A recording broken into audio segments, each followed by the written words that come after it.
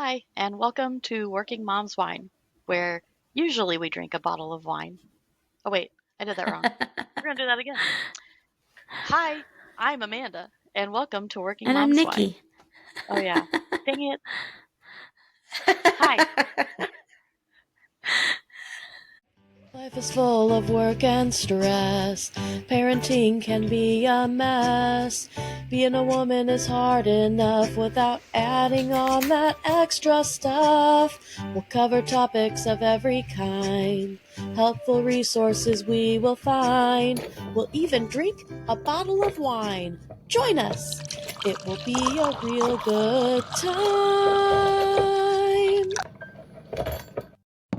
I'm not even drunk this time. Like, I'm totally sober. I can't do it. All right. Hi, I'm Amanda, And I'm Nikki. and welcome to Working Mom's Wine, where usually we drink a bottle of wine. And then whine about our crazy, busy, stressful working mom lives. But today, we've both been sick recently.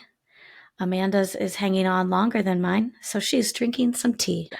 I And I think I have my usual box. What's funny is you actually sound more sick, but you're fine. But I think what happened with me is we had the illness and then there is a prolonged cough with it anyway, but then I also ended up with bronchitis. And so I am still coughing when I should not be coughing anymore. So Yeah, I I have still have raspberry a bit too. of a cough too, but not as much. So today we're going to whine about when moms get sick, when working moms get sick, when working at home moms get sick, because whether or not you work a traditional job, you're still working as a mom, and how that can affect things. And I just want to point out that my tea mug is one of those color changing ones, and poor Jeannie is almost back in the lamp from all the tea I've drank already. Okay, so the first thing that often happens when you're a mom and you get sick is all your responsibilities start to suffer. Obviously, if you're lucky enough to have paid time off at your job, you can still get paid, but you're not getting your work done at your job. You're not getting things done around the house. It's especially frustrating for me personally because we're still in the middle of moving in, and now we're moving in, and the holidays are hitting. And just about the time that I start to feel like I'm getting back into the groove of unpacking and organizing and getting the house laid out the way I want, I get sick. And especially with this one, the cough is the only thing going on. But when I start opening boxes and unpacking things and going in and out of the garage, the cough gets 10 times worse. And Brandon keeps saying, just stay in bed, just rest. You need to take the time to rest. And I'm like, but I can't. I can't because there's so much to do. Yeah, so I would say I got the sickness like a week after you guys, maybe. Mm-hmm. And it knocked me out. I never call into work because I work from home. So it's pretty easy to just have my creature comforts around and push through a work day when I'm feeling like I have a cold or something. Mm-hmm. But I called in and I called in for 3 days in a row and I felt awful about it. I knew that it was putting a lot of extra work on people and there were already people on PTO and I knew that my workload was piling up and it was about to be a holiday week as well where we're short a couple days, and so it's like it's all piling up, right? I'm like, oh no. So then, I got sick and it hit so hard. I couldn't do anything. I couldn't get out of bed barely. I and I still have a kid that I have to make breakfast for and pack a lunch for and get onto the bus, and I don't have a partner to help me when I'm sick. So I was making all kinds of wackadoo plans, like I'll just sit on the porch swing and watch you walk to the bus stop and make sure you get on the bus. And that worked for one day, but then I got worse. And so then, I'm trying to make plans to like send her out the door at the same time as the neighbor and his kid walk by because I don't have their phone numbers or anything to ask them to stop by and like grab her.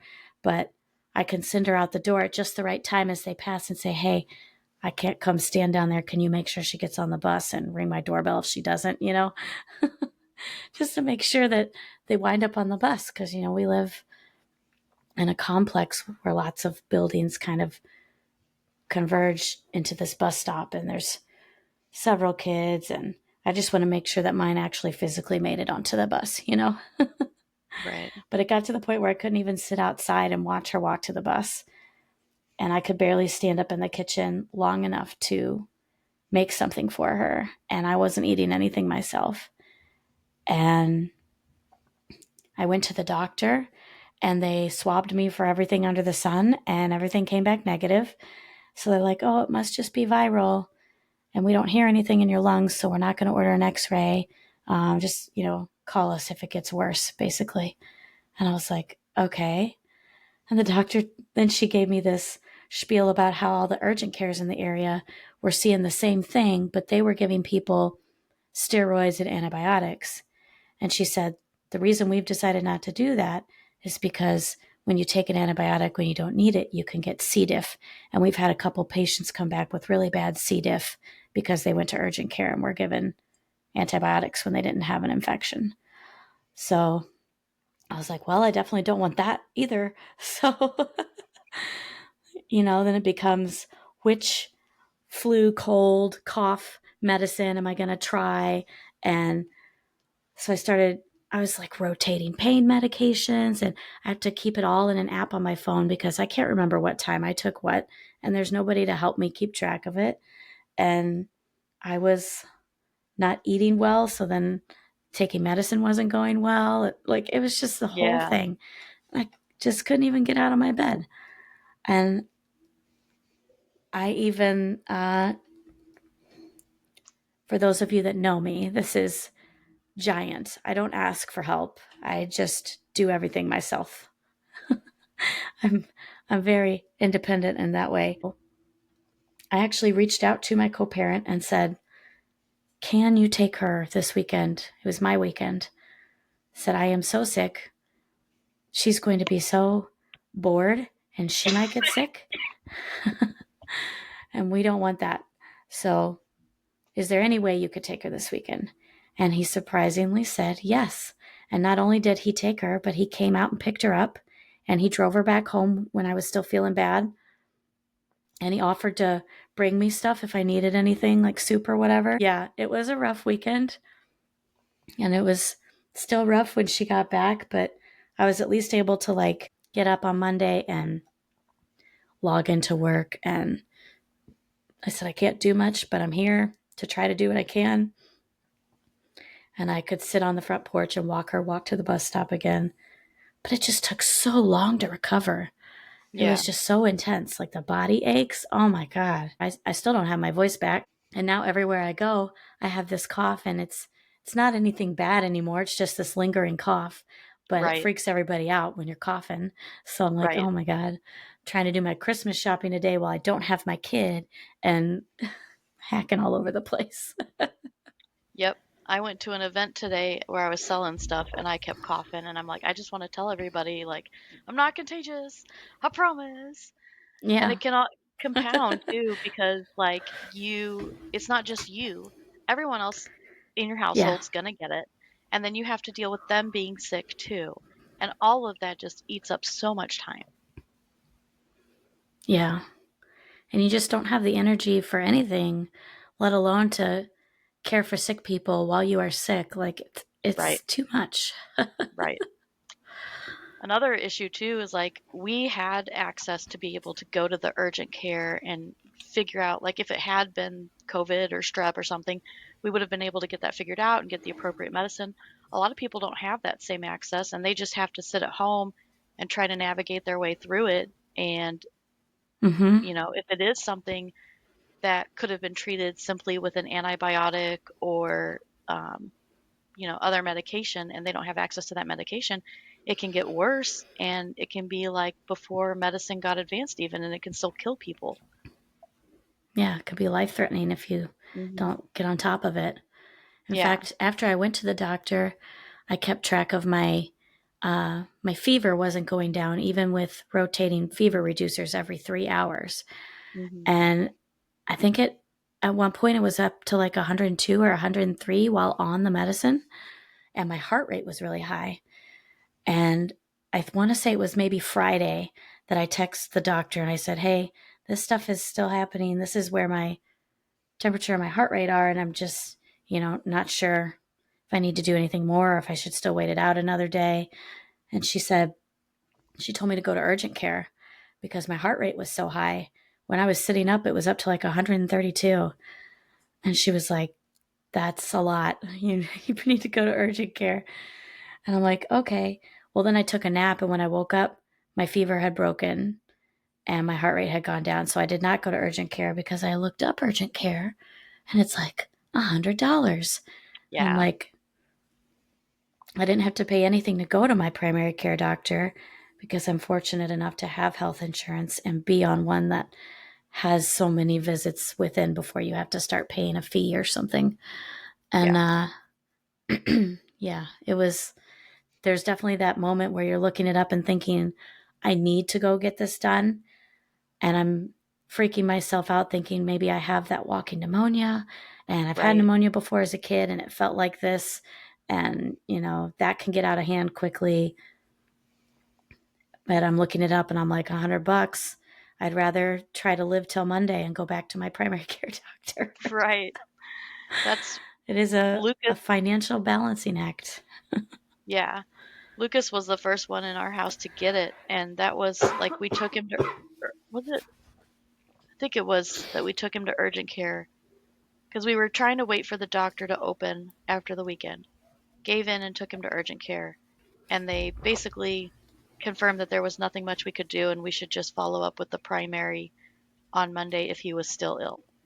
We gave in and went to urgent care. And also, Brandon ended up going to urgent care just to kind of confirm that it was the same thing when he got it. And it's like, that's going to be expensive enough. Mm-hmm.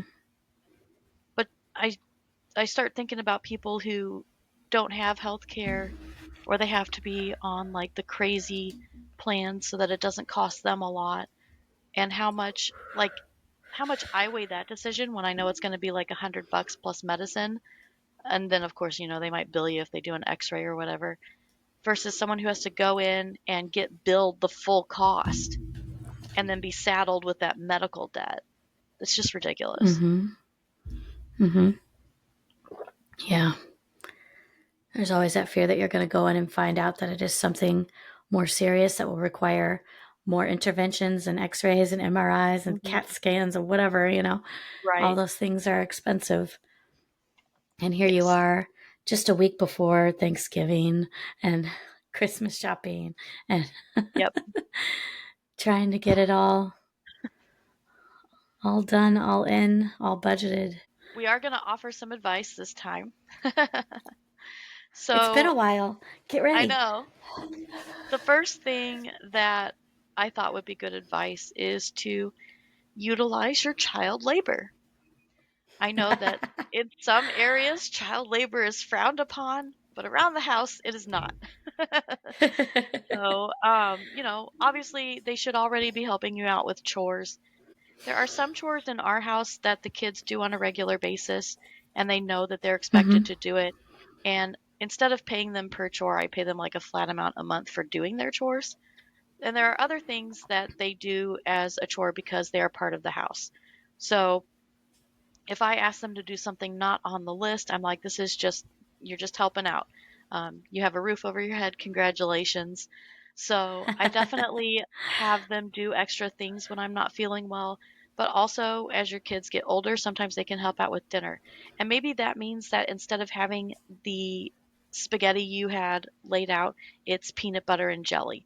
But they can make their own peanut butter Mm-hmm. and jelly, and that's fine.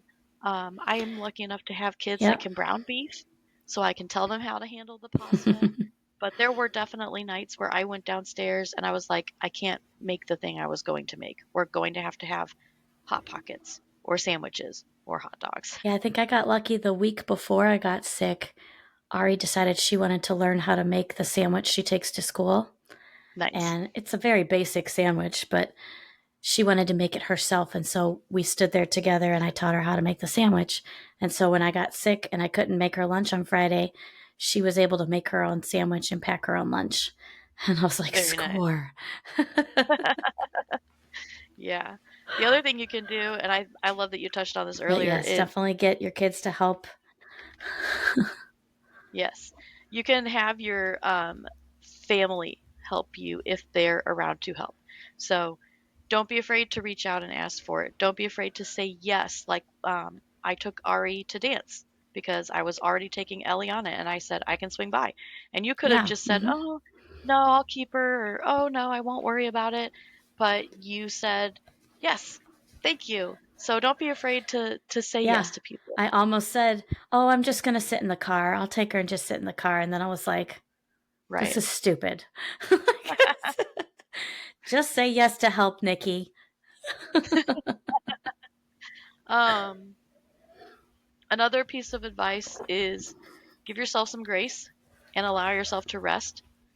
If you don't, you're just going to be sick for longer. And those things that you are looking around the house wishing that you could do, you're you might get a couple of them done and probably not well, but Mm-hmm. you're going to be sick for longer and everything will continue to pile up.